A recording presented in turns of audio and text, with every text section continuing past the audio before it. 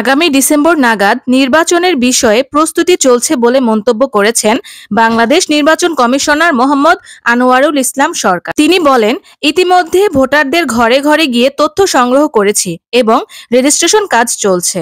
ডিসেম্বরের মধ্যে যদি নির্বাচন হয় তাহলে কিছু সংস্কার করে হবে, আর যদি বড় ধরনের সংস্কার করতে হয় তাহলে সেটি আগামী বছর জুনের মধ্যে হবে।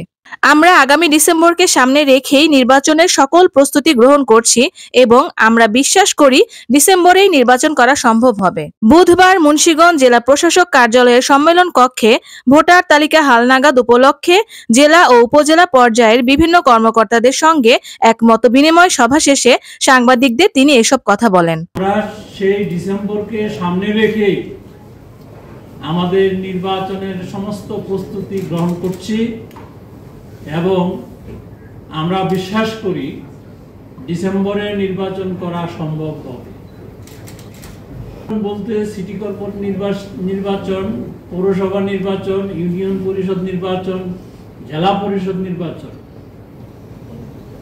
এই সবগুলো নির্বাচন যদি আমরা শুরু করি তাহলে প্রায় 1 বছর সময় লাগবে।